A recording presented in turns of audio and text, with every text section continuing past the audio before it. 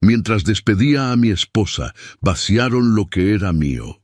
El sonido de la tierra cayendo sobre el ataúd todavía resonaba en mis oídos cuando mi teléfono vibró en el bolsillo del saco negro. El sacerdote hablaba de descanso eterno y misericordia divina, pero mis manos temblaban mientras sacaba el celular y leía la notificación del banco. Retiro aprobado. Parpadeé. Otra notificación apareció. Retiro aprobado. Y otra. Transferencia realizada. Yo estaba enterrando a Beatriz, mi esposa de 43 años, y alguien estaba enterrando todo lo que construí en 47 años de trabajo.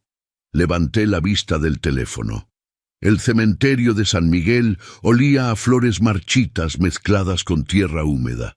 A 20 metros de la tumba, mi hijo Pablo conversaba en voz baja con Brenda, su esposa. Ninguno de los dos lloraba, ninguno me miraba. Las manos de Pablo se movían nerviosas, mientras Brenda asentía con esa expresión fría que siempre tenía cuando hablaba de dinero. En ese momento, con el sol de mediodía quemándome la nuca y el padre recitando salmos que ya no escuchaba, lo entendí todo. La traición ya había ocurrido, el robo estaba en marcha y yo era el único ahí que todavía no sabía cuánto había perdido. Antes de continuar, suscríbanse al canal y díganos en los comentarios desde dónde nos están escuchando.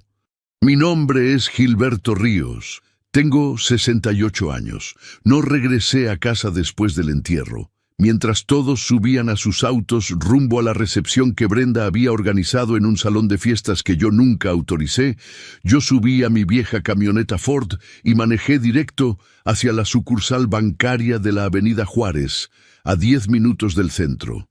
Todavía llevaba puesto el traje negro que Beatriz me había ayudado a escoger 2 años atrás para el bautizo de nuestro nieto. Las mangas olían a su perfume de violetas, mis manos olían a tierra del cementerio. El banco estaba a punto de cerrar. Eran las 3:40 de la tarde. Acababa de salir del cementerio. La gerente, la señora Lucía Domínguez, me reconoció de inmediato. Llevaba muchos años manejando mis cuentas. Don Gilberto, me dijo, y su voz tenía ese tono de condolencia que todo el mundo usa cuando saben que acabas de perder a alguien. Lo siento mucho por doña Beatriz. No esperábamos verlo hoy. Necesito revisar mis movimientos, le dije sin quitarme los lentes oscuros. Todos, de las últimas 72 horas. Algo en mi voz la hizo enderezarse. Lucía siempre había sido amable conmigo, pero en ese momento vi cómo su expresión profesional se endurecía.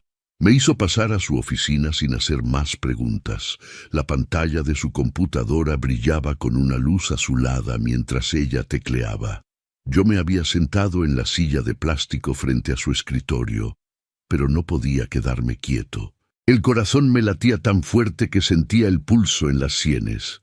«Aquí están», dijo Lucía, después de 2 minutos que se sintieron como 2 horas. Giró la pantalla hacia mí. Los números bailaban frente a mis ojos. Retiro de 47,000 pesos el martes a las 11 de la mañana. Otro de 53,000 el miércoles a las 2 de la tarde. Una transferencia de 125,000 pesos el jueves en la madrugada. Otra de 98,000 esta misma mañana, mientras yo sostenía la mano fría de Beatriz en la funeraria antes del último adiós. ¿Quién autorizó esto?, pregunté, y mi voz sonaba extraña incluso para mí. Ronca, vacía. Lucía tecleó algo más. Su expresión cambió. Según el sistema, usted autorizó las transferencias mediante su clave digital, dijo despacio. Pero los retiros en efectivo... Hizo una pausa. Los retiros muestran una firma que... Don Gilberto, esta firma no coincide completamente con su rúbrica registrada. Me incliné hacia adelante. En la pantalla apareció la imagen escaneada de un cheque. La firma era similar a la mía, pero quien haya falsificado mi nombre no supo que yo siempre termino la letra S de Ríos con un pequeño círculo. Era un detalle que aprendí de mi padre. Un detalle que solo alguien muy cercano podría conocer, pero no perfectamente. Necesito que congelen todas mis cuentas, dije. Ahora mismo. Lucía asintió y levantó el teléfono. Durante los siguientes 20 minutos, mientras el sol de octubre se colaba por las persianas de su oficina y el olor a café viejo del banco se mezclaba con mi perfume de luto, ella hizo llamadas a sistemas, a auditoría interna, al departamento de fraude. Don Gilberto, dijo finalmente, vamos a iniciar una investigación formal. Esto no es un error del sistema. Esto es robo. Terminé la frase por ella. Esto es robo. Lucía bajó la mirada hacia sus manos, que estaban perfectamente cruzadas sobre el escritorio. Necesito preguntarle algo difícil, dijo. ¿Alguien más tiene acceso a sus claves? ¿Familia? ¿Alguien en quien confíe? La pregunta me golpeó como un puño en el estómago. Beatriz había muerto el lunes en la madrugada. Infarto fulminante mientras dormía. Yo desperté a su lado y ella ya no estaba. Los retiros comenzaron el martes, un día después. Un día después de que yo le dijera a Pablo que no podía pensar en nada, que se encargara de los trámites del funeral, que yo solo quería estar solo con mi dolor. Un día después de que le diera mi teléfono para que avisara a los familiares. Un día después de que Brenda preguntara si necesitaba ayuda con papeleos, y yo, en mi estupidez, en mi confianza de padre ingenuo, le dijera que sí. Sí, respondí. Mi hijo tiene acceso. Lucía no dijo nada más. No hacía falta. Salí del banco cuando ya estaba oscureciendo. Las luces de la avenida Juárez se encendían una por una. La ciudad se preparaba para la noche, pero yo caminaba hacia mi camioneta con una claridad brutal en la mente. No era tristeza lo que sentía, era algo mucho más frío. Saqué mi teléfono y marqué un número que tenía guardado desde hacía 2 años, cuando un vecino tuvo problemas con una herencia. El abogado Ricardo Sánchez contestó al tercer tono. «Licenciado», dije, «necesito denunciar un fraude». Ese mismo día entendí que no era una traición, era un delito. Unos días después del funeral, mientras el resto de la ciudad seguía con su rutina normal, yo estaba sentado frente al escritorio del licenciado Ricardo Sánchez, revisando documentos que convertían mi dolor en evidencia. Ricardo tenía 52 años, cabello completamente blanco y una reputación impecable en casos de fraude familiar. Su oficina olía a libros viejos y café recién hecho. En la pared detrás de él colgaban 3 diplomas y una fotografía donde estrechaba la mano del gobernador. Pero lo que más me tranquilizaba era la forma en que miraba los papeles que yo había traído, con la concentración de un cirujano examinando una herida profunda.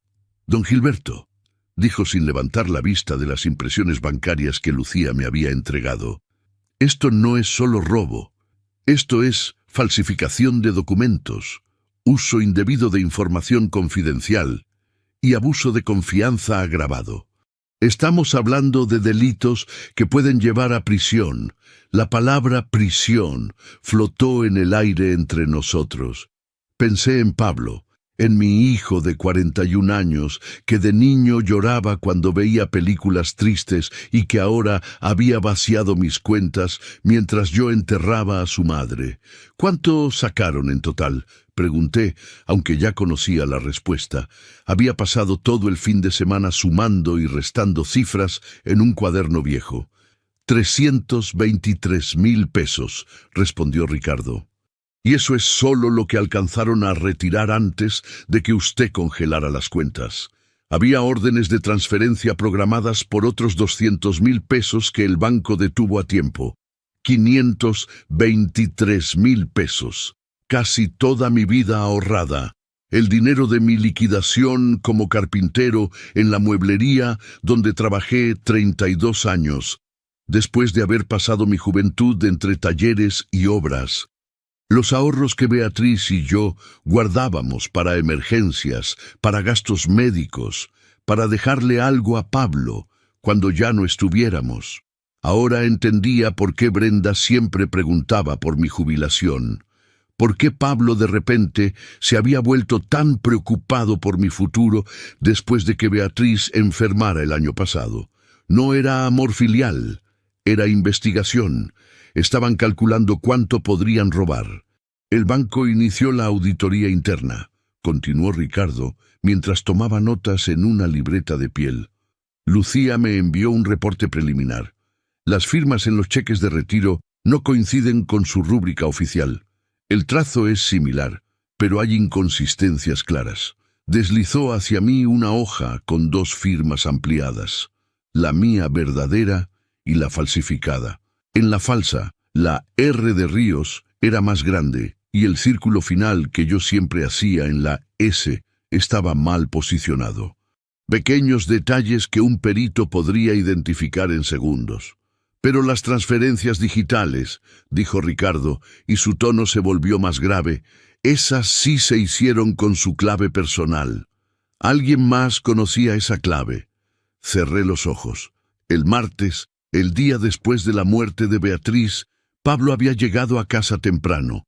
Dijo que necesitaba mi teléfono para avisar a los familiares del velorio. Yo estaba en shock, apenas podía hablar. Le di el teléfono desbloqueado. Él estuvo en mi habitación casi 1 hora. Mi hijo tenía acceso a mi celular, dije.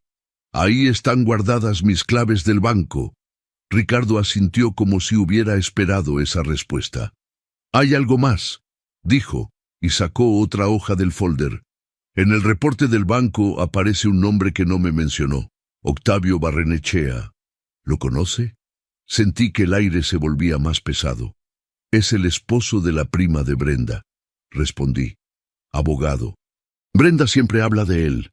Dice que es muy exitoso, que maneja herencias grandes, pues el señor Barrenechea firmó como testigo en 2 de las transferencias, dijo Ricardo. Y según el sistema del banco, él presentó una carta poder supuestamente firmada por usted, autorizándolo a realizar movimientos en su nombre. Yo nunca firmé ninguna carta poder. Lo sé, pero alguien lo hizo, y ese alguien conocía suficientes detalles legales para que el documento pareciera legítimo a primera vista. La rabia que había mantenido controlada desde el funeral empezó a crecer en mi pecho como un fuego lento. No era solo Pablo y Brenda. Habían involucrado a un abogado. Esto no fue un robo impulsivo. Fue planeado, calculado, ejecutado con precisión mientras yo lloraba la muerte de mi esposa. ¿Qué sigue?, pregunté. Esta tarde presento la denuncia formal ante el Ministerio Público, respondió Ricardo, mientras guardaba los documentos en el folder. Vamos a solicitar que se bloqueen todas las cuentas bancarias de Pablo, Brenda y Octavio Barrenechea como medida cautelar. Y vamos a pedir que se investigue cada movimiento que hicieron con su dinero. ¿Y si ya gastaron todo? 323,000 pesos no se gastan de la noche a la mañana, don Gilberto. Ese dinero está en algún lugar y lo vamos a encontrar. 3 horas más tarde, Ricardo me llamó. Yo estaba en casa, sentado en la sala donde Beatriz y yo habíamos pasado tantas noches viendo televisión. La casa estaba en silencio. Un silencio que antes era paz y ahora era soledad. Ya está hecho, dijo Ricardo. Presenté la denuncia. El Ministerio Público aceptó el caso de inmediato. El Ministerio Público solicitó de inmediato el bloqueo precautorio de las cuentas, y el banco comenzó a ejecutar la orden ese mismo día. Colgué el teléfono y miré por la ventana. Afuera, la tarde de octubre teñía el cielo de naranja. Imaginé a Brenda intentando usar su tarjeta en algún restaurante caro. Imaginé la palabra declinada apareciendo en la terminal. Imaginé su rostro cuando entendiera que ya no podía tocar el dinero que me robó. Cuando escuché cuentas bloqueadas, supe que el juego había cambiado. El Ministerio Público olía a desinfectante barato y papel mojado. Estaba sentado en una silla de plástico frente al escritorio de la agente del Ministerio Público, licenciada Patricia Ruiz. Una mujer de unos 38 años, cabello corto y esa mirada cansada de quien ha visto demasiadas traiciones familiares. Pero cuando abrió el folder que Ricardo le había entregado, su expresión cambió. «Señor Ríos», dijo después de leer en silencio durante 5 minutos, «voy a ser directa con usted. En mis años trabajando en fraudes patrimoniales, he visto muchos casos de hijos robando a sus padres, pero esto», levantó una de las hojas, «esto tiene un nivel de premeditación que lo convierte en delito grave». Ricardo estaba sentado a mi lado. Llevaba un maletín de cuero donde guardaba todas las pruebas que habíamos reunido, los reportes del banco, las firmas falsificadas, el análisis de las transferencias, la carta poder fraudulenta firmada por Octavio Barrenechea.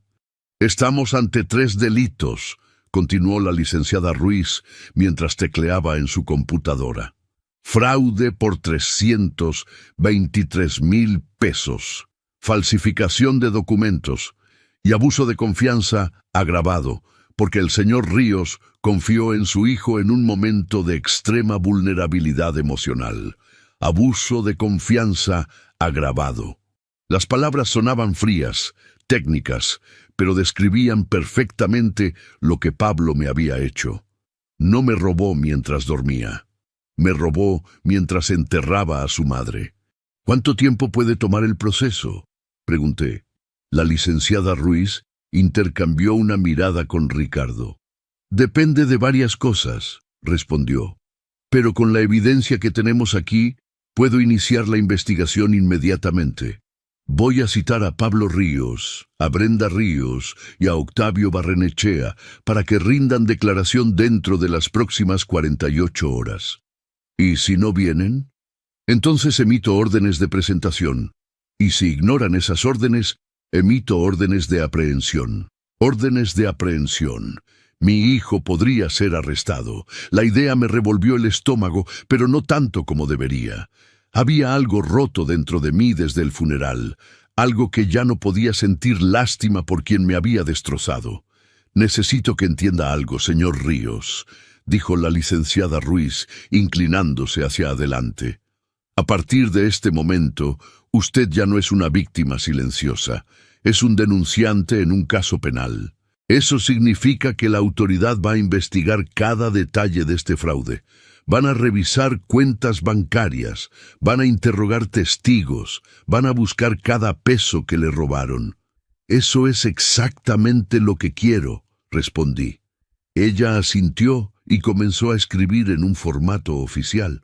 El sonido de su teclado llenaba la pequeña oficina. Por la ventana se veía el estacionamiento del Ministerio Público, donde familias enteras esperaban para denunciar robos, agresiones, desapariciones. Yo nunca pensé que estaría ahí denunciando a mi propio hijo. «Voy a necesitar que me dé todos los detalles», dijo la licenciada Ruiz.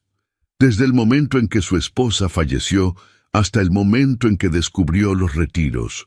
No omita nada, por doloroso que sea». Durante la siguiente hora le conté todo. La muerte súbita de Beatriz en la madrugada del lunes. Cómo Pablo llegó ese martes y me pidió el teléfono. Cómo Brenda ofreció ayudarme con papeles. Cómo yo, en mi dolor, en mi estupidez, confié en ellos. Cómo los retiros comenzaron un día después de la muerte de Beatriz. Cómo descubrí las notificaciones en el cementerio. Cómo fui directo al banco y encontré el fraude. La licenciada Ruiz tomaba notas sin interrumpirme. Ricardo agregaba detalles técnicos cuando era necesario. Yo hablaba con una voz que sonaba extrañamente calmada, como si estuviera narrando la vida de otra persona. «¿Su hijo o su nuera le han contactado desde que congeló las cuentas?», preguntó la licenciada. «Pablo me llamó días después de que congelé las cuentas», respondí. «Dijo que necesitábamos hablar. Le dije que ya había hablado con mi abogado». Colgó sin decir nada más. «¿Y Brenda?». «Nada. Pero mi vecina me dijo que la vio poco después, circulando por la calle. Pasó despacio frente a mi casa, pero no se detuvo. La licenciada Ruiz escribió algo más en su computadora y luego imprimió varios documentos. Me los pasó para que los firmara. Con su firma, señor Ríos, iniciamos formalmente la carpeta de investigación, dijo. Número de caso FGJ 2024-08734. Delitos, fraude, falsificación de documentos y abuso de confianza agravado. Voy a solicitar al juez que gire órdenes de comparecencia para los 3 implicados. Firmé cada hoja. Mi mano temblaba ligeramente, no por miedo, sino por la certeza de lo que estaba haciendo. Ya no había vuelta atrás. Ya no era el viejo traicionado que lloraba en silencio. Era un hombre que había decidido que la ley tenía que hablar. Una cosa más, dijo la licenciada Ruiz mientras guardaba los documentos en un folder amarillo. El banco va a enviarme el reporte completo de auditoría interna esta semana. Si encontramos más irregularidades, los cargos pueden aumentar. ¿Más irregularidades? 323,000 pesos es mucho dinero, señor Ríos. Para moverlo, tuvieron que hacer más que solo falsificar su firma. Tuvieron que coordinar transferencias, posiblemente abrir cuentas temporales, tal vez involucrar a más personas. Y cada paso que dieron dejó rastro. Salimos del Ministerio Público a las 12 del mediodía. El sol de octubre quemaba el pavimento. Ricardo me acompañó hasta mi camioneta. «¿Cómo se siente?», me preguntó. «Extraño», respondí. «Acabo de denunciar a mi hijo ante las autoridades. Debería sentirme mal, pero lo único que siento es alivio». Ricardo puso una mano en mi hombro. «Lo que siente es justicia, don Gilberto, y eso nunca debería hacerlo sentir mal». Esa noche, mientras comía solo en mi cocina un plato de sopa que sabía a cartón, mi teléfono vibró. Era un mensaje de un número desconocido. «Papá, necesitamos hablar. Esto se está saliendo de control. No querrás que tu hijo vaya a la cárcel. Podemos arreglar esto». No respondí. Borré el mensaje y bloqueé el número. Al día siguiente, Ricardo me llamó temprano. «Las citatorias ya fueron entregadas», dijo. «Pablo, Brenda y Octavio tienen que presentarse ante la licenciada Ruiz en los próximos días». Colgué el teléfono y miré por la ventana de mi habitación. Afuera, el barrio despertaba. Niños camino a la escuela, vecinos abriendo sus negocios. La vida continuaba como siempre, pero para Pablo, Brenda y Octavio, la vida acababa de cambiar. La autoridad ya los estaba buscando. El día de la comparecencia, a las 9 de la mañana, una hora antes de que Pablo, Brenda y Octavio tuvieran que presentarse ante la licenciada Ruiz, mi teléfono sonó. Era Brenda. No contesté. Dejé que la llamada se fuera a buzón. 30 segundos después, volvió a sonar, y otra vez, y otra. El teléfono sonó una y otra vez en cuestión de minutos. Finalmente contesté. «¿Qué quieres, Brenda?». Su voz sonaba diferente. No era la Brenda fría y controladora que yo conocía. Era alguien al borde del colapso. «Suegro, por favor, necesito hablar con usted», dijo, y había algo desesperado en su tono. «Fui al súper esta mañana y mi tarjeta no pasó. Llamé al banco y me dijeron que mi cuenta está congelada. ¿Usted hizo esto?». «Yo no hice nada, Brenda. La justicia hizo lo que tenía que hacer». «No puede hacer esto. Tengo 2 niños que alimentar. ¿Cómo voy a comprar comida? ¿Cómo voy a pagar la escuela?». La ironía me golpeó como una bofetada. Ella preocupada por alimentar a mis nietos con el dinero que me robó mientras yo enterraba a su abuela. «Debiste pensar en eso antes de robarme 323,000 pesos», respondí con una calma que ni yo mismo reconocía. «Yo no robé nada. Fue Pablo quien…». Se detuvo. Se dio cuenta de lo que acababa de decir. «¿Fue Pablo quien qué, Brenda?». Silencio del otro lado. Un silencio largo y pesado. «Voy a colgar», dije. «Y no vuelvas a llamarme hasta que estés dispuesta a decir la verdad ante las autoridades». «Espere. Por favor, suegro. Tiene que entender que nosotros solo…». Corté la llamada. 2 minutos después Pablo llamó. Esta vez sí contesté de inmediato. Quería escuchar qué excusa iba a inventar. Papá, su voz temblaba. Esto es un malentendido. Yo solo estaba tratando de ayudarte. Tú estabas muy mal después de que mamá murió. Yo pensé que... ¿Pensaste que robarme me iba a ayudar? No te robé. Iba a devolvértelo todo, papá. Solo necesitaba el dinero prestado por unos meses. Tengo un negocio, una oportunidad de inversión que... Pablo, lo interrumpí. Vas a tener que explicarle eso al Ministerio Público, no a mí. ¿En serio vas a hacer esto? ¿En serio vas a mandar a tu propio hijo a la cárcel? La pregunta flotó en el aire entre nosotros. Era la misma pregunta que yo me había hecho 100 veces en los últimos días. Pero la respuesta siempre era la misma. Tú elegiste, Pablo. Yo solo estoy defendiendo lo que es mío. Brenda no puede comprar comida. Intenté transferir dinero para la colegiatura de los niños y el banco me bloqueó. No tenemos acceso a nada. Yo tampoco tenía acceso a nada cuando ustedes me vaciaron las cuentas, respondí. La diferencia es que yo no hice nada para merecerlo. Pablo respiraba agitadamente del otro lado. Esto no va a terminar bien para nadie, papá. Ya terminó mal, Pablo. Terminó mal el día que decidiste traicionarme. Corté la llamada antes de que pudiera responder. A las 10 de la mañana, Ricardo me llamó desde el Ministerio Público. Don Gilberto, están aquí los tres, dijo. Pablo llegó con Brenda. Octavio vino por separado. Se ven nerviosos. ¿Qué va a pasar ahora? La licenciada Ruiz los va a interrogar uno por uno. Van a tener que explicar cada transferencia, cada retiro, cada documento firmado. Y si se contradicen entre ellos, eso solo va a empeorar su situación. ¿Puedo estar ahí? No es recomendable, pero puedo llamarlo cuando termine para contarle qué dijeron. Pasé las siguientes 3 horas en mi casa sin poder hacer nada. Me senté en la sala, me paré. Fui a la cocina y preparé café que no tomé. Volví a la sala. La casa estaba llena del silencio de Beatriz, de su ausencia, de todo lo que perdí cuando ella se fue. A la 1 de la tarde, Ricardo finalmente llamó. Don Gilberto, necesito que se siente, dijo. ¿Qué pasó? Pablo admitió que usó su clave bancaria sin su permiso. Dijo que pensó que usted no se iba a dar cuenta porque estaba muy distraído con el funeral. Brenda trató de decir que ella no sabía nada, pero los registros del banco muestran que ella estuvo presente en 2 de los retiros. Y Octavio... ¿Qué hizo Octavio? Octavio trató de justificar la carta poder diciendo que usted se la había dado verbalmente. Pero cuando la licenciada Ruiz le mostró la firma falsificada, se puso pálido. Dijo que Pablo le había asegurado que el documento era legítimo. ¿Entonces se están echando la culpa entre ellos? Exactamente. Pablo culpa a Octavio de haberlo asesorado mal.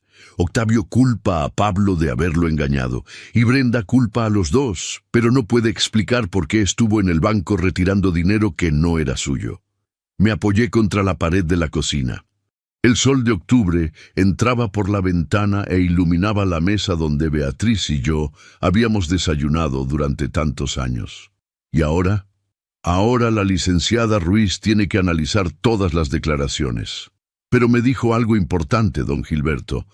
Me dijo que con las contradicciones que acaban de dar, el caso contra ellos se fortaleció mucho. ¿Qué significa eso? Significa que intentaron cubrir sus rastros y fallaron. Cada mentira que dijeron hoy quedó registrada. Y esos registros se van a usar en su contra cuando esto llegue a juicio. Esa noche, mientras veía las noticias sin realmente prestarles atención, recibí un mensaje de un número que no reconocí, pero que sospechaba era de Pablo usando el teléfono de alguien más. Intenté transferir 15,000 pesos para pagar el súper y la farmacia. El banco lo bloqueó. Intenté sacar efectivo del cajero. Bloqueado. Brenda está llorando. Los niños no entienden por qué no podemos comprarles nada. ¿Esto es lo que querías? Vernos sufrir. Leí el mensaje 3 veces. Luego escribí una respuesta que nunca envié, pero que me ayudó a dormir esa noche. Yo no quería verte sufrir, Pablo. Yo quería que fueras mi hijo, pero tú elegiste ser un ladrón. Borré el mensaje sin enviarlo y bloqueé el número. Al día siguiente, mi vecina doña Carmen tocó a mi puerta. Tenía 72 años y había sido amiga de Beatriz desde que nos mudamos al barrio hace 35 años. Don Gilberto, me dijo con expresión preocupada, vi a Brenda ayer en la tarde. Estaba en el Oxxo de la esquina.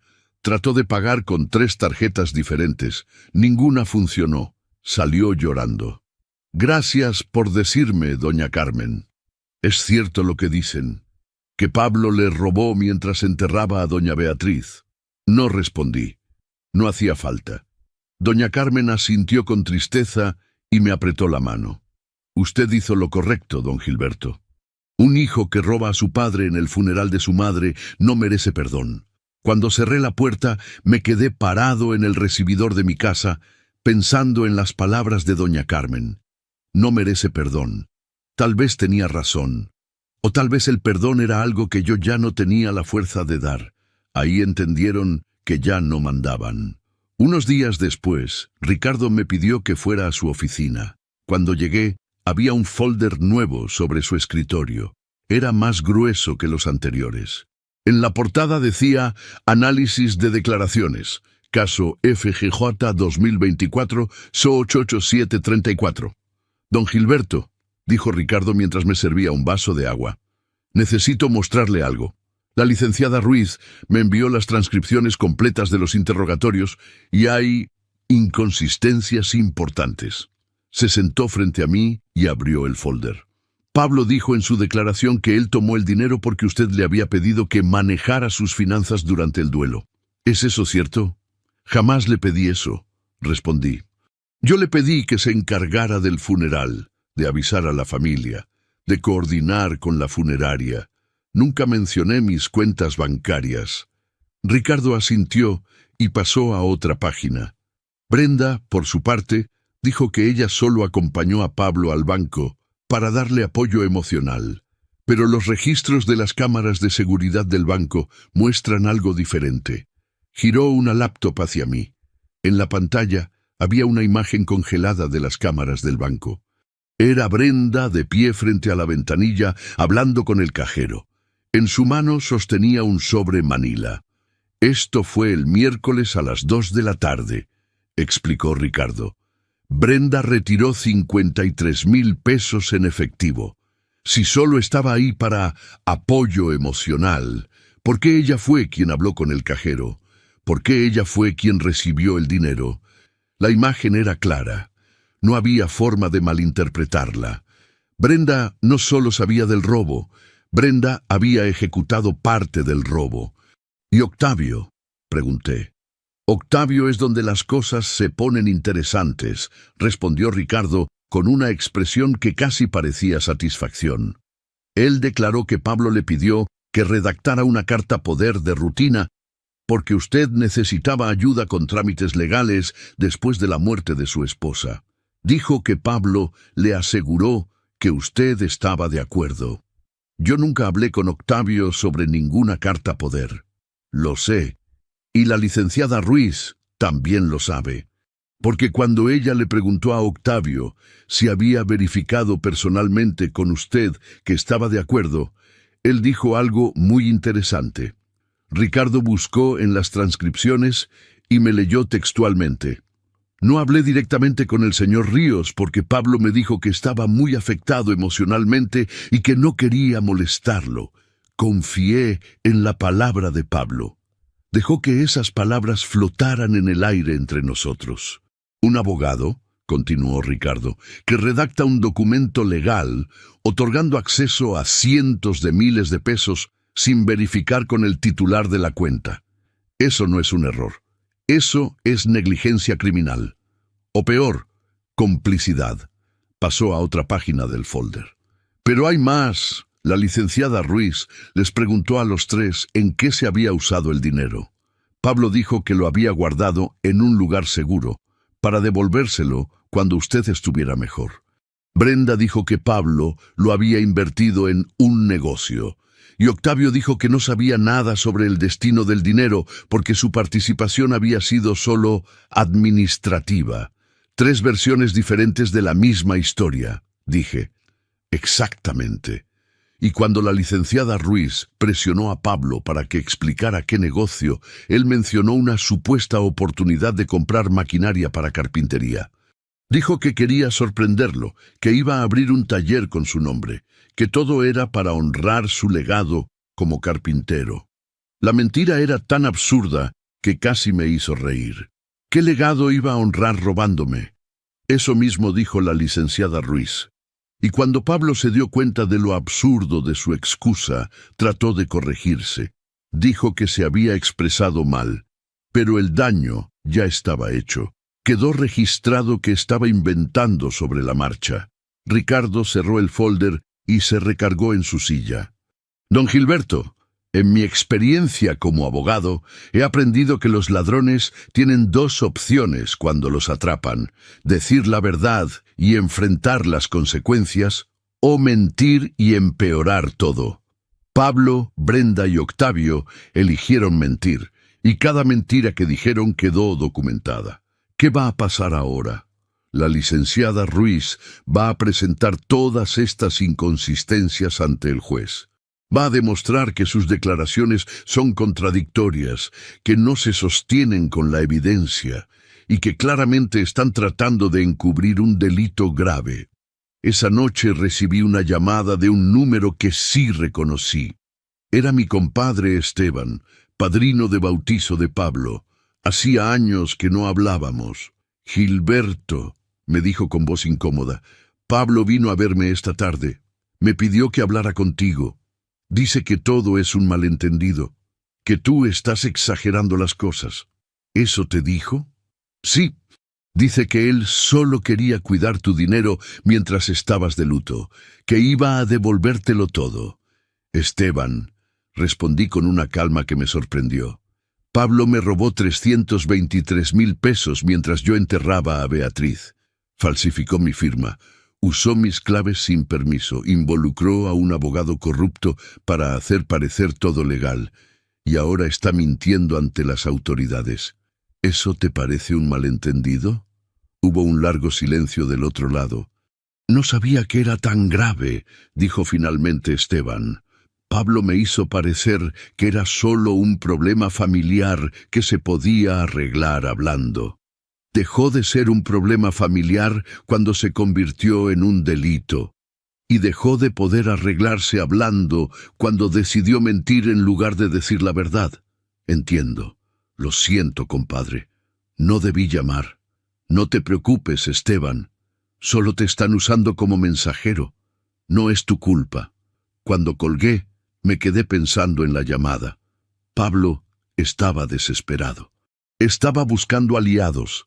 Estaba tratando de convencer a gente de que yo era el malo de la historia, pero la verdad es más fuerte que cualquier mentira, y la verdad ya estaba documentada en un folder grueso en la oficina del Ministerio Público.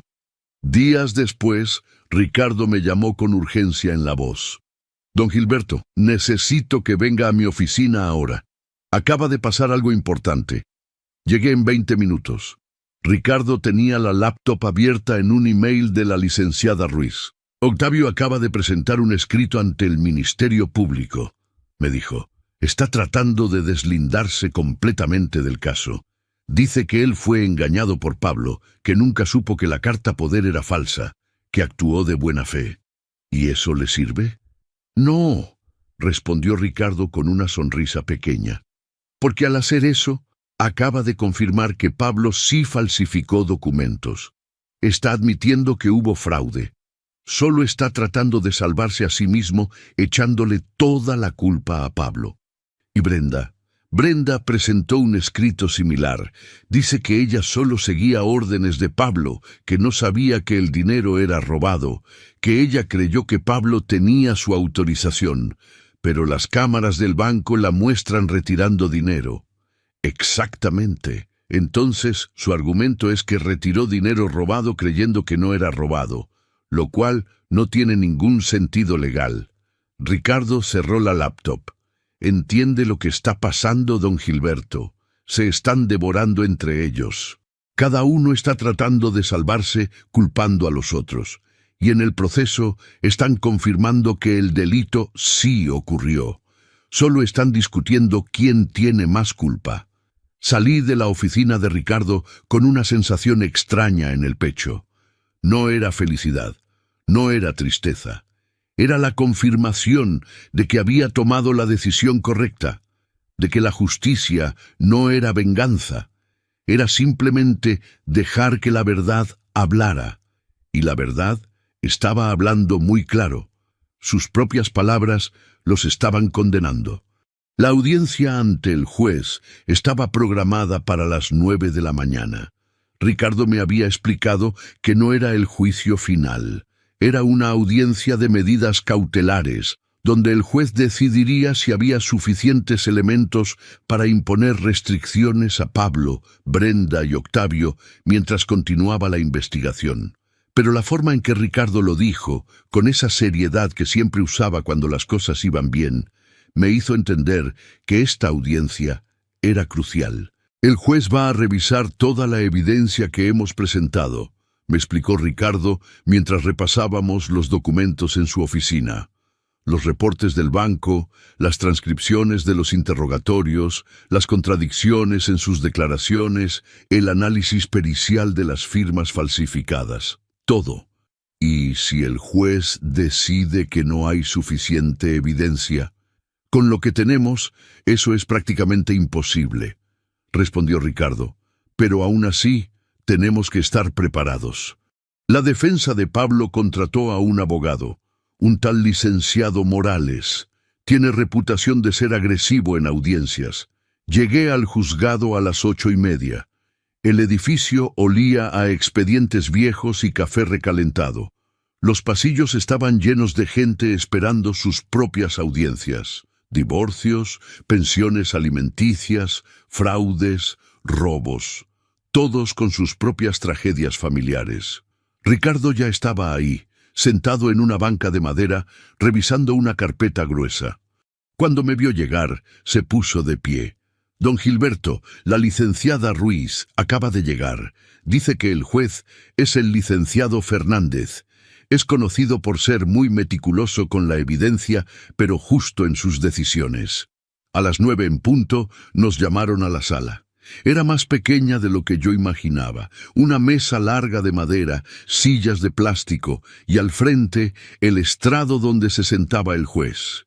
El juez Fernández tenía unos 55 años, cabello gris perfectamente peinado y lentes de media luna que le daban un aire de maestro severo.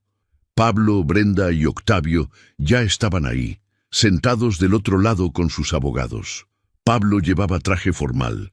Brenda estaba pálida, con el cabello recogido y sin maquillaje. Octavio miraba hacia el frente sin expresión, como si estuviera en una reunión de negocios cualquiera. Ninguno me miró cuando entré. El juez Fernández golpeó su martillo contra la mesa. Audiencia de medidas cautelares en el caso FGJ 2024 CO8 734, dijo con voz firme. Fraude, falsificación de documentos y abuso de confianza agravado. Licenciada Ruiz, puede proceder. La licenciada Ruiz se puso de pie. Llevaba un traje gris y cargaba un folder que reconocí como el mismo que yo había visto en la oficina de Ricardo. Durante los siguientes 40 minutos, la licenciada Ruiz presentó toda la evidencia. Los retiros de 47,000 pesos, 53,000 pesos, 125,000 pesos, 98,000 pesos, las transferencias bloqueadas por otros 200,000 pesos, las firmas falsificadas, la carta poder fraudulenta, las declaraciones contradictorias, las imágenes de las cámaras de seguridad mostrando a Brenda retirando dinero. El juez Fernández escuchaba sin interrumpir, tomando notas en una libreta. Cuando la licenciada Ruiz terminó, el abogado de Pablo, el licenciado Morales, pidió la palabra. Era un hombre de 40 años, corbata roja y voz demasiado fuerte para el tamaño de la sala. Su señoría, dijo, Lo que la Fiscalía está presentando como fraude es simplemente un malentendido familiar. Mi cliente, el señor Pablo Ríos, actuó con la mejor intención de proteger el patrimonio de su padre durante un momento de extrema vulnerabilidad emocional. ¿Proteger robándole 323,000 pesos? Interrumpió el juez Fernández sin levantar la vista de sus notas. El licenciado Morales titubeó. El dinero nunca fue gastado, su señoría, fue resguardado. ¿Resguardado dónde?, preguntó el juez. En cuentas bancarias de mi cliente. ¿Cuentas que ahora están congeladas porque contienen dinero que no le pertenece? El licenciado Morales no respondió. El juez Fernández se quitó los lentes y miró directamente a Pablo. Señor Ríos, ¿es cierto que usted usó las claves bancarias de su padre sin su autorización? Pablo se puso de pie con las manos temblorosas. Sí, su señoría, pero ¿es cierto que realizó retiros por un total de 323,000 pesos mientras su padre asistía al funeral de su madre? Sí, pero yo pensé que... ¿Es cierto que involucró al licenciado Octavio Barrenechea para crear una carta poder que su padre nunca firmó? Pablo miró a su abogado buscando ayuda. El licenciado Morales se mantuvo en silencio. Sí, respondió Pablo finalmente, con voz apenas audible. El juez Fernández volvió a ponerse los lentes y escribió algo en su libreta. El silencio en la sala era tan denso que yo podía escuchar mi propia respiración. Licenciada Ruiz, dijo el juez, ¿qué medidas cautelares solicita el Ministerio Público? La licenciada Ruiz se puso de pie nuevamente. Solicitamos el aseguramiento de todas las cuentas bancarias de los 3 imputados hasta que se aclare el destino de los 323,000 pesos robados. Solicitamos prohibición de salir del país y solicitamos que se ordene al banco entregar toda la información de movimientos financieros realizados por los imputados en los últimos 6 meses. El abogado de Brenda, un hombre mayor que había permanecido callado toda la audiencia, levantó la mano. Su señoría, mi clienta tiene 2 hijos menores que mantener. Congelar sus cuentas sería un castigo desproporcionado que afectaría a menores de edad inocentes. Su clienta, respondió el juez Fernández con tono cortante, retiró 53,000 pesos de dinero que no era suyo. Si le preocupa el bienestar de sus hijos, debió pensarlo antes de participar en un fraude. El juez cerró su libreta con un golpe seco. Después de revisar la evidencia presentada, este juzgado encuentra elementos suficientes para considerar que existe probable responsabilidad de los 3 imputados en los delitos de fraude, falsificación de documentos y abuso de confianza agravado. En consecuencia, se decretan las siguientes medidas cautelares. Hizo una pausa. El único sonido en la sala era el aire acondicionado zumbando. 1. Se mantiene el aseguramiento de todas las cuentas bancarias a nombre de Pablo Ríos, Brenda Ríos y Octavio Barrenechea hasta nueva orden. 2. Se prohíbe a los 3 imputados salir del territorio nacional. 3. Se ordena al banco entregar en un plazo de 72 horas toda la información financiera solicitada por el Ministerio Público. 4. Se ordena a los imputados presentarse ante esta autoridad cada 15 días hasta que concluya la investigación. Golpeó el martillo contra la mesa. ¡Se levanta la sesión! Salí del juzgado sintiendo el sol caer sobre mi rostro. Ricardo caminaba a mi lado con expresión satisfecha. El juez fue muy claro, me dijo. Ya no están siendo investigados. Ya son imputados formales. Ya no es una posibilidad que enfrenten consecuencias. Es una certeza. Miré hacia atrás. Pablo, Brenda y Octavio salían del juzgado rodeados de sus abogados, los 3 con expresiones derrotadas. Los 3 caminando hacia sus autos sin poder usar sus tarjetas de crédito, sin poder viajar, sin poder escapar de lo que habían hecho. La justicia ya no era una amenaza, era inevitable. 3 semanas después de la audiencia de medidas cautelares, Ricardo me llamó con noticias que llevaba esperando desde el día que descubrí el robo. Don Gilberto, la licenciada Ruiz acaba de notificarme que el juez programó la audiencia de vinculación a proceso. Va a decidir si hay elementos suficientes para llevar el caso a juicio formal. ¿Y tú crees que los hay? Don Gilberto, respondió Ricardo, y en su voz había algo parecido a la certeza absoluta. Con la evidencia que tenemos, el juez no tiene otra opción. Pero hay algo importante que necesito decirle. ¿Qué? La licenciada Ruiz quiere que usted testifique. Quiere que el juez escuche directamente de usted lo que vivió. No solo los hechos, el contexto, la traición. El momento exacto en que descubrió que su propio hijo lo estaba robando mientras enterraba a su esposa. El día de la audiencia llegó más rápido de lo que esperaba. Me desperté a las 5 de la mañana, aunque la audiencia era a las 10. No había podido dormir bien. No por nervios, sino porque sabía que ese día iba a tener que mirar a Pablo a los ojos y decirle frente a un juez todo lo que me había hecho. Ricardo pasó por mí temprano. En el auto repasamos lo que yo iba a decir. Solo cuente la verdad, me dijo. No exagere, no minimice. Diga exactamente lo que pasó y cómo se sintió. El juez necesita entender que esto no fue un error. Fue un delito calculado cometido en el momento más doloroso de su vida. Llegamos al juzgado con tiempo suficiente. La sala estaba más llena que la vez anterior. Había gente que yo no conocía, probablemente estudiantes de derecho o familiares de otros casos. Pablo, Brenda y Octavio ya estaban sentados del lado de la defensa.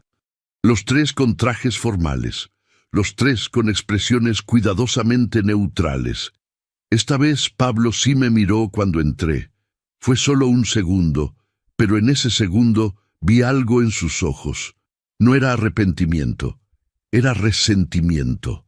Como si yo fuera el culpable de su situación, como si yo lo hubiera traicionado a él. El juez Fernández entró puntualmente a las 10, golpeó el martillo contra la mesa y la sala se quedó en silencio. Audiencia de vinculación a proceso en el caso FGJ 2024-08734, anunció. El Ministerio Público acusa a Pablo Ríos González, Brenda Ríos de Ríos y Octavio Barrenechea Sánchez de los delitos de fraude por 323,000 pesos, falsificación de documentos y abuso de confianza agravado. La licenciada Ruiz se puso de pie y presentó un resumen de toda la evidencia. Los retiros bancarios, las firmas falsificadas, la carta poder fraudulenta, las declaraciones contradictorias, el reporte de auditoría del banco que confirmaba irregularidades en todas las transacciones. Y para que este juzgado entienda el contexto y la gravedad de estos hechos, dijo la licenciada Ruiz, solicito que se escuche el testimonio de la víctima, el señor Gilberto Ríos. El juez asintió. Señor Ríos, puede pasar al estrado. Me puse de pie. Mis piernas temblaban ligeramente mientras caminaba hacia la silla de testigos. Ricardo me dio un apretón en el hombro. La licenciada Ruiz me sonrió con ese tipo de sonrisa profesional que significa «lo está haciendo bien». El juez me pidió que confirmara mis datos. Nombre completo, domicilio, ocupación. Gilberto Ríos, carpintero jubilado. Señor Ríos, dijo la licenciada Ruiz, ¿puede contarle al juez qué pasó el lunes 9 de octubre de este año?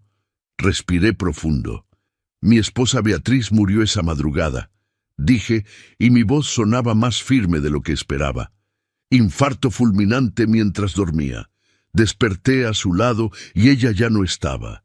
Habíamos pasado toda una vida juntos. ¿Qué hizo después de descubrir que su esposa había fallecido? Llamé a mi hijo Pablo. Le dije que su madre había muerto. Él llegó a mi casa 1 hora después con Brenda. Yo estaba en shock. No podía pensar con claridad. Pablo me dijo que él se encargaría de todo, del funeral, de avisar a la familia, de los trámites. ¿Le dio acceso a su información personal? Le di mi teléfono para que avisara a los familiares. El teléfono estaba desbloqueado. En ese teléfono están guardadas mis claves del banco. Usted autorizó a Pablo para que realizara retiros de sus cuentas bancarias. Nunca, jamás le di permiso para tocar mi dinero. La licenciada Ruiz asintió y me mostró los reportes del banco impresos en hojas tamaño oficio. ¿Puede identificar estos movimientos? Los números bailaban frente a mis ojos otra vez, igual que aquella tarde en el banco cuando descubrí el robo. 47,000 pesos el martes, 53,000 el miércoles, 125,000 el jueves, 98,000 el viernes. Sí, respondí. Son los retiros que Pablo hizo sin mi autorización. ¿Cuándo se dio cuenta de estos retiros? Durante el entierro de mi esposa. Hubo un murmullo en la sala. El juez levantó la mano pidiendo silencio. ¿Durante el entierro?, preguntó la licenciada Ruiz.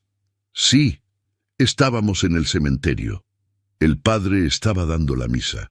Yo tenía el teléfono en el bolsillo del saco y empezó a vibrar. Eran notificaciones del banco. Retiro aprobado. Retiro aprobado. Transferencia realizada. Una tras otra. ¿Qué sintió en ese momento?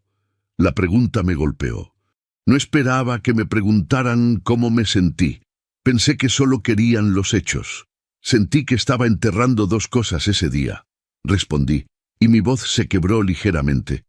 A mi esposa y a la confianza en mi hijo. El silencio en la sala era absoluto. Hasta el aire acondicionado parecía haber dejado de hacer ruido. ¿Qué hizo después de descubrir los retiros? No fui a la recepción del funeral. Fui directo al banco. Hablé con la gerente. Revisamos todos los movimientos. Cuando vi las cantidades, cuando vi que habían falsificado mi firma, entendí que no era un error. Era un delito. Pablo o Brenda intentaron comunicarse con usted después de que congeló las cuentas. Pablo me llamó. Me dijo que todo era un malentendido, que iba a devolver el dinero, pero nunca explicó por qué lo tomó en primer lugar. ¿Por qué lo hizo mientras yo enterraba a su madre? ¿Por qué falsificó mi firma? La licenciada Ruiz regresó a su lugar. El abogado de Pablo, el licenciado Morales, se puso de pie. Señor Ríos, me dijo con tono que intentaba ser amable pero sonaba condescendiente. ¿No es cierto que usted y su hijo tenían una relación muy cercana? ¿Que él siempre lo ayudaba con asuntos financieros? No, respondí firmemente. Pablo nunca manejó mis finanzas. Yo manejaba mis propias cuentas. Yo tomaba mis propias decisiones. No es posible que en su estado de shock por la muerte de su esposa, usted le haya dado permiso verbal y simplemente no lo recuerde. Yo recuerdo perfectamente todo lo que pasó esa semana, licenciado. Y recuerdo perfectamente que nunca le di permiso a mi hijo para robarme. No use la palabra robar, señor Ríos. Es una acusación grave. ¿Cómo llamaría usted a tomar 323,000 pesos sin autorización mientras la persona está enterrando a su esposa? El licenciado Morales no respondió. El juez Fernández se inclinó hacia adelante. Señor Ríos, una última pregunta. ¿Por qué decidió presentar una denuncia penal en lugar de resolver esto en familia? La pregunta me hizo pensar en todas las noches que pasé despierto desde el funeral, en todas las veces que me pregunté si estaba haciendo lo correcto, en todas las voces que me decían que perdonara, que olvidara, que era mi hijo, porque la familia se basa en confianza, su señoría, respondí. Y cuando esa confianza se rompe de esta manera, cuando te roban en el peor momento de tu vida, cuando falsifican tu nombre, cuando te mienten a la cara, eso ya no es familia. Eso es un delito. Y los delitos no se resuelven con conversaciones, se resuelven con justicia. El juez asintió y escribió algo en su libreta. Puede retirarse, señor Ríos. Regresé a mi asiento. Ricardo me apretó el brazo. Desde el otro lado de la sala, Pablo me miraba fijamente. Brenda tenía la cabeza agachada. Octavio miraba hacia la ventana como si quisiera estar en cualquier otro lugar. El juez Fernández revisó sus notas durante 5 minutos, que se sintieron como una hora. Finalmente, golpeó el martillo contra la mesa. Después de escuchar el testimonio de la víctima y revisar toda la evidencia presentada, este juzgado determina que existen elementos suficientes para vincular a proceso a Pablo Ríos González, Brenda Ríos de Ríos y Octavio Barrenechea Sánchez por los delitos de fraude, falsificación de documentos y abuso de confianza agravado.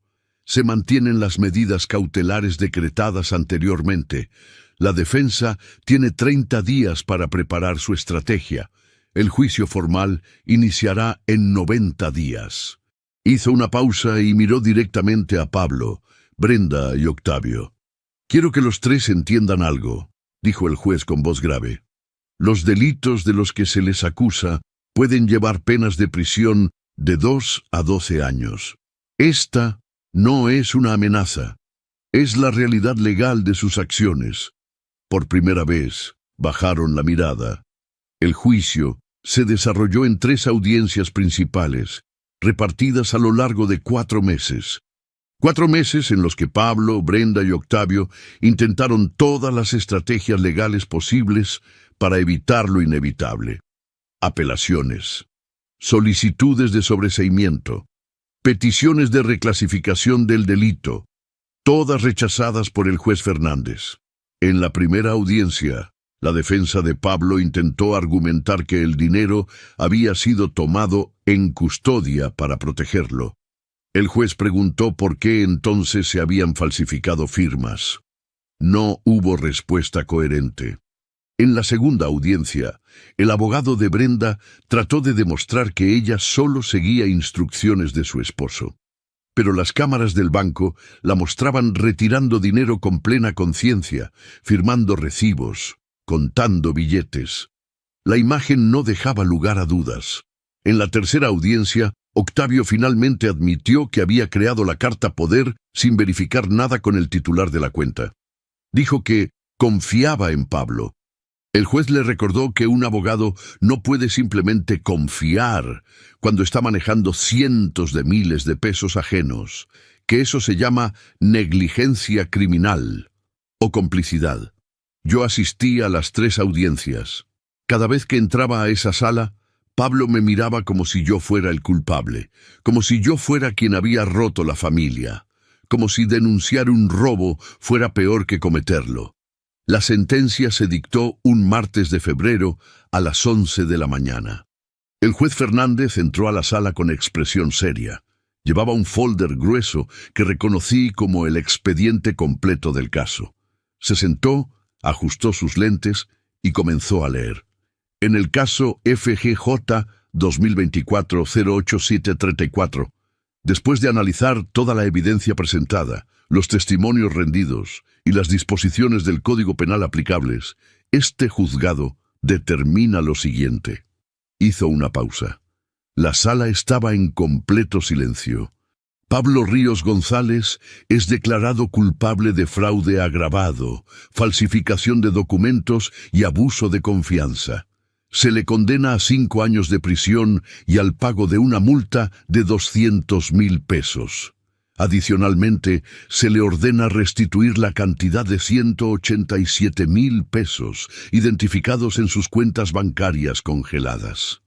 Pablo cerró los ojos. Brenda empezó a llorar en silencio.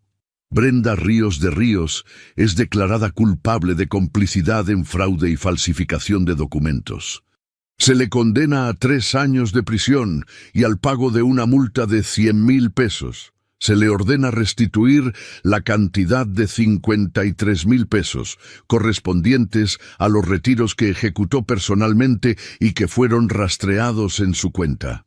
Brenda apoyó la cabeza en sus manos. Sus hombros temblaban.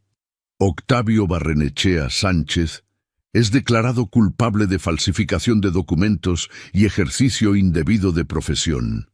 Se le condena a 4 años de prisión, al pago de una multa de 150,000 pesos y a la suspensión indefinida de su licencia profesional y apertura de un proceso ante el Colegio de Abogados. Octavio se puso pálido. Su carrera había terminado. El juez Fernández continuó. Del total de 323,000 pesos robados, se logró recuperar 240,000 pesos entre las cuentas congeladas de Pablo y Brenda. No se identificaron fondos recuperables en las cuentas de Octavio Barrenechea, ya que parte del dinero fue retirado en efectivo y dispersado antes del bloqueo. Los 83,000 pesos restantes no pudieron ser localizados.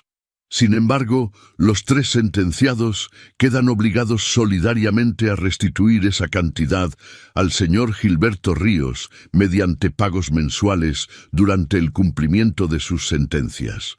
Golpeó el martillo contra la mesa. Se concede a los sentenciados el derecho a apelar esta decisión en un plazo de 15 días.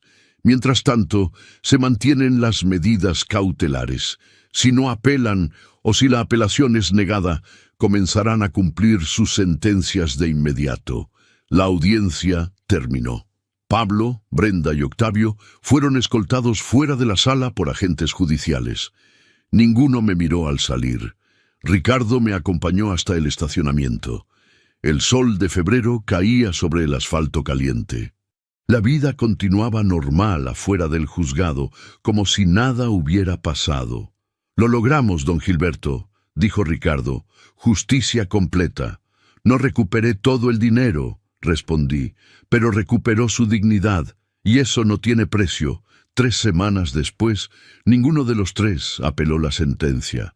Pablo fue trasladado a un centro de reclusión un lunes por la mañana para comenzar el cumplimiento de su sentencia. Brenda y Octavio siguieron el mismo proceso en días posteriores, conforme lo ordenó el juez. El banco me devolvió los 240,000 pesos recuperados. Abrí una nueva cuenta, cambié todas mis claves, instalé sistemas de seguridad adicionales, aprendí la lección más dolorosa de mi vida. La confianza ciega, incluso en familia, puede destruirte. Un mes después del inicio de las sentencias, recibí una carta. Era de Pablo, escrita desde la prisión. «Papá, sé que perdí tu confianza para siempre. Sé que destruí nuestra familia. Sé que no merezco tu perdón. Pero quiero que sepas que cada día en este lugar pienso en lo que hice. En lo que te hice, en el momento que elegí para hacerlo. No te pido que me perdones, solo te pido que algún día entiendas que me perdí, que no sé en qué momento dejé de ser tu hijo y me convertí en un ladrón». Leí la carta 3 veces, luego la guardé en un cajón de mi escritorio.